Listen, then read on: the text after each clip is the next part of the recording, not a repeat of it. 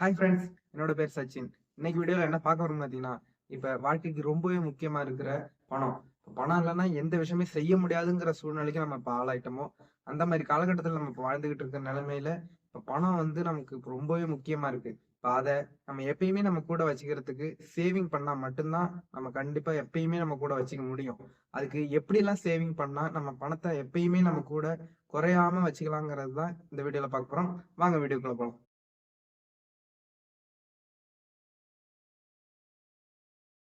பணத்த எப்படிலாம் சேமிக்கலாம்னு பார்க்கறதுக்கு முன்னாடி, பணத்த சேமிச்சா, இவ்வளவு பணம் சேமிக்க முடியுமாங்கிறதுக்கு ஒரு மோட்டிவேஷனல் ஸ்டோரி பார்த்துரலாம்.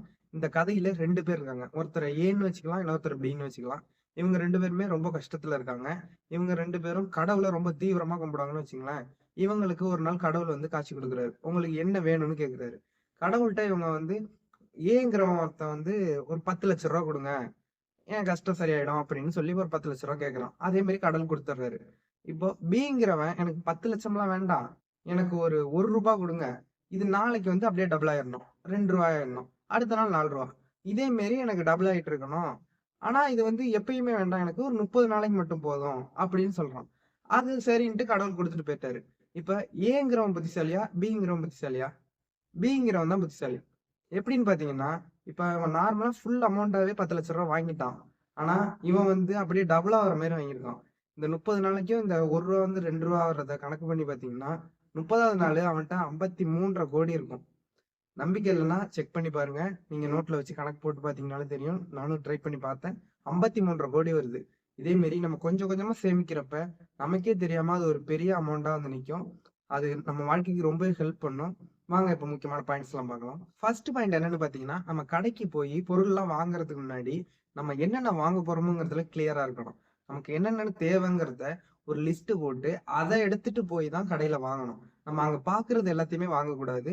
என்னடா இவன் வந்து சேமிக்கிறத பத்தி சொல்றான்ட்டு, இப்ப செலவு பண்றத பத்தி பேசிட்டு இருக்கேன்னு நீங்க நினைக்கலாம். ரூ. 15,000 சம்பாரிச்சு நெறைய பணம் சேமிக்கிறத பத்தி நம்ம பேசணும்போ, அந்த 15,000லேருந்து எடுத்து நம்ம சேவிங் பண்றத விட, நம்ம செலவ குறைச்சுக்கிட்டோம்னா, அதுலேருந்து நல்ல ஒரு தொகைய சேமிக்க முடியும்.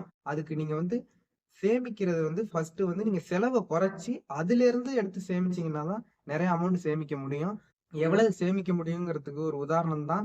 இந்த செலவெல்லாம் குறைச்சோம்னா, நீங்களே ஒரு லிஸ்ட் போட்டு பார்த்தீங்கன்னா, நம்ம எவ்வளவு செலவு பண்ணியிருக்கோம்போ, நமக்கு தேவையில்லாத செலவெல்லாம் குறைக்கிறதுக்கு இந்த லிஸ்ட் போட்டு அத மட்டும் வாங்கணும். கடைக்கு போய் நம்ம பார்க்கறது எல்லாமே தேவையே இருக்காது.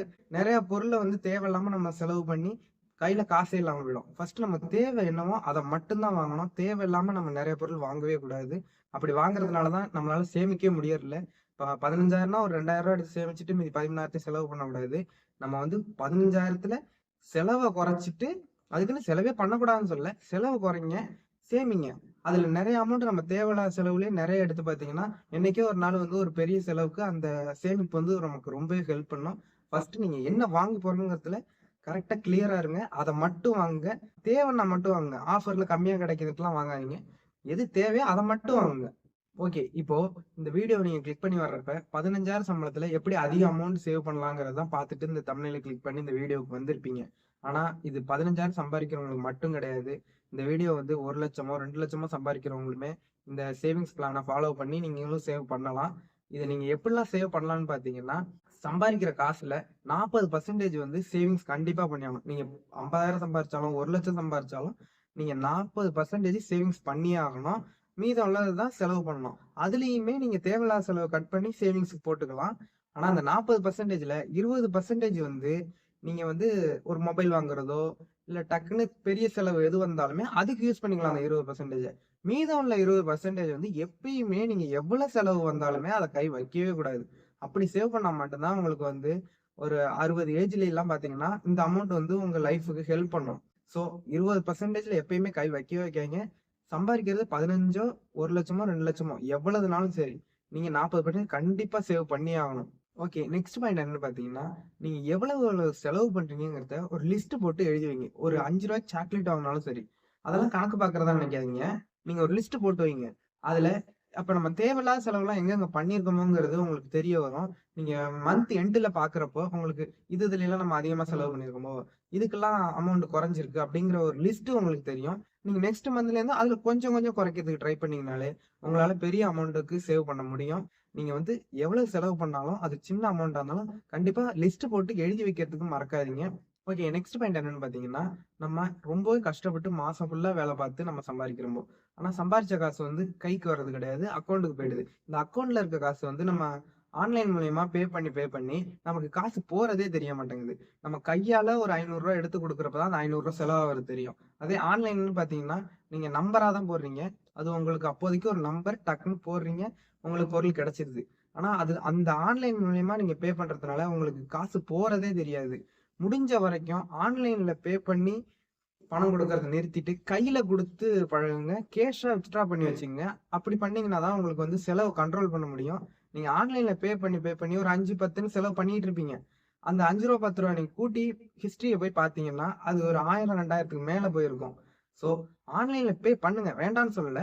ஆன்லைன்ல பண்றதுல வந்து நீங்க அதிகமா ஈடுபட்டீங்கன்னா, உங்களுக்கு வந்து காசு போறதே தெரியாது. அது உங்களுக்கு ஒரு நம்பரா தான் தெரியும். ஆனா கையில குடுக்குறப்ப தான் அந்த பணம் வந்து நம்ம கஷ்டப்பட்டு சம்பாரிச்சோம்போ, இப்ப வேஸ்ட்டா இதுக்கெல்லாம் செலவாயிட்டு இருக்கேங்கிறது உங்களுக்கு புரியும். ஸோ சேவ் பண்ணுங்க. இதுல உள்ள அமௌண்ட்ட வந்து கையில குடுத்து பழகுங்க. முன்னாடி எல்லாமே கையில குடுத்து தான் எல்லாருமே எல்லா பொருளும் வாங்கிட்டு இருந்தோம். இப்ப எல்லாமே டிஜிட்டலா மாறுனதுனால, இப்ப எல்லாருமே ஆன்லைன்ல தான் பண்றோமோ. ஸோ முடிஞ்ச வரைக்கும் கையில பணத்த குடுத்து பொருள் வாங்குறதுக்கு ட்ரை பண்ணுங்க. ஓகே. மணிய சேவ் பண்றதுக்கு இப்ப 2, 3 பாயிண்ட் பார்த்தோம்போ, இப்ப இந்த பாயிண்ட்லாம் நீங்க ஃபாலோ பண்ணிட்டு வந்தாலுமே, கடைசியா ஒரு பாயிண்ட் சொல்றேன். அந்த பாயிண்ட்ட நீங்க ஃபாலோ பண்ணலனா, இப்ப இந்த பாயிண்ட் எல்லாம் ஃபாலோ பண்ணாலுமே அது யூஸ் இல்ல தான். இந்த பாயிண்ட் என்னங்கிறத லாஸ்ட்டா சொல்றேன். வீடியோ ஸ்கிப் பண்ணாம ஃபுல்லா பாருங்க. இப்ப என்ன பாயிண்ட் பார்க்க போறோம்னு பார்த்தீங்கன்னா, நம்ம வந்து எவ்வளவுதான் மணி சேவ் பண்ணி செலவு பண்ணாலும், கண்ட்ரோலா செலவு பண்ணிட்டு இருந்தாலும், நம்ம வந்து செலவு பண்ணாத நாளே இருக்காது. ஆனா, அப்படி ஒரு நாள் நம்ம உருவாக்கணும். வாரத்துக்கு 1 நாளோ, இல்ல மந்த்லி 1 நாளா இருந்தாலும் சரி. அன்னைக்கு ஃபுல்லா நம்ம வந்து செலவே பண்ணக்கூடாது. நம்ம தேவைன்னு செலவு பண்ணக்கூடாது. அன்னைக்கு எந்த செலவும் மொத நாளே வேணாலும் செலவு பண்ணிறலாம். ஆனா, அன்னைக்கு மட்டும் செலவு பண்ணாத நாளா ஒண்ணு வச்சுக்கங்க. ஏன்னா, நம்ம டெய்லி செலவு பண்ணிட்டு தான் இருக்கணும். செலவு பண்ணாத நாளுன்னு ஒண்ணு உருவாக்கி, நீங்களே மந்த்லி உங்களால முடிஞ்சது. ஏன்னா, ஒருத்தவங்க வருமானத்த பொறுத்து இருக்கும். நீங்க நெறைய சம்பாரிச்சீங்கன்னா வீக்லியோ, முடியலங்கிற பட்சத்துல மந்த்லி எப்பனாலும் ஒரு நாள் நீங்க வச்சுங்க டார்கெட்டா. அன்னைக்கு எந்த செலவுமே நீங்க பண்ணக்கூடாது. அப்படி இருக்கிறப்ப உங்களுக்கு இந்த சின்ன சின்ன தேவையில்லாத செலவுல உள்ள காசுலாம் மிச்சமாகும். அது உங்க மந்த் எண்டுக்கு ரொம்பவே ஹெல்ப் பண்ணும். நோ ஸ்பெண்டிங் டேன்னு ஒண்ணு வச்சீங்க. அது உங்க லைஃப்க்கு வந்து மணி சேவிங்க்கு ரொம்பவே ஹெல்ப் பண்ணும். ஓகே. இப்போ இத்தன பாயிண்ட் நம்ம பார்த்துருக்கோம். ஆனா இந்த பாயிண்ட் ரொம்பவே முக்கியம்னு நான் வீடியோக்கு இடையில சொல்லியிருப்பேன். இந்த பாயிண்ட் என்னன்னு பார்த்தீங்கன்னா, தேவை எது? ஆசை எதுன்னு புரிஞ்சு செலவு பண்ண கத்துங்க ஃபர்ஸ்ட்டு. தேவைன்னா வச்சுக்கங்களேன், நம்ம வீட்டுக்கு வந்து வீட்டுக்கு தேவையான பொருட்கள்லாம் நம்ம வாங்குவோம். அதெல்லாம் லிஸ்ட் போட சொல்லி ஃபர்ஸ்ட்லயே சொல்லியிருப்பேன். அந்த லிஸ்ட்ல தேவையே இருக்காது. ஜங்க் ஃபுட்ஸ் இந்த மாரி தேவையில்லாத செலவு. ஏன் நம்ம நார்மலா ஒரு ஒயிட் ரைஸ் அந்த மாரி சாப்பிட்டுட்டு போயிடலாமே. தேவையில்லாத செலவு நம்ம வந்து ஒரு ரூ. 50ல சாப்பிடுற சாப்பாட வந்து ஒரு 150, 200க்கு நம்ம வந்து ஒரு வேளை சாப்பாடு அப்படின்னு நம்ம கணக்கு பண்ணுவோம். அப்படிலாம் பண்ணக்கூடாது. நம்ம வந்து உடலுக்கு ஆரோக்கியமாவும், தேவையில்லாத செலவு இந்த 500, 600ன்ட்டு அவ்வளோ அமௌண்ட் செலவு பண்ணி ஒரு வேளை சாப்பாட்டுக்கே நம்ம வந்து இப்பயே முன்னாடியே சேவிங்ஸ் பண்ணி வச்சிருந்தா மட்டும் தான் நம்மளால வந்து அந்த சூழ்நிலைய வந்து தாண்டி வர முடியும். ஸோ பணத்த சேமிங்க. ஆனா எது எதுக்கு தேவையோ, எது எது ஆசைங்கிறத புரிஞ்சு, நம்ம தேவைக்கு மட்டும் செலவு பண்ணுங்க. ஆசைய ஒதுக்குங்க. அது ஒதுக்குறது கஷ்டம் தான். நம்ம சொல்லிறலாம் வார்த்தையா. ஆனா அது கஷ்டம் தான். அது என்னென்ன தேவையில்லாத செலவாகுதுன்னு நான் ஃபர்ஸ்ட்லயே சொல்லியிருப்பேன். லிஸ்ட் போடுங்க. இந்த 3, 4 ஃபார்முலா சொன்னேன். அதெல்லாம் ஃபாலோ பண்ணுங்க. அதெல்லாம் ஃபாலோ பண்ணீங்கனாலே தேவை, ஆசைங்கிறதுல நம்ம எவ்வளோ எவ்வளவு பணம் ஸ்பெண்ட் பண்றோமோங்கிறத நீங்களே பிரிச்சு பார்க்கறதுக்கு ரொம்ப ஹெல்ப்பா இருக்கும். ஸோ வீடியோ யூஸ்ஃபுல்லா இருந்திருக்கும் நம்புறேன். வீடியோ யூஸ்ஃபுல்லா இருந்துச்சுன்னா லைக் பண்ணி சப்ஸ்கிரைப் பண்ணுங்க. நெக்ஸ்ட் வீடியோல சந்திப்போம். Bye friends.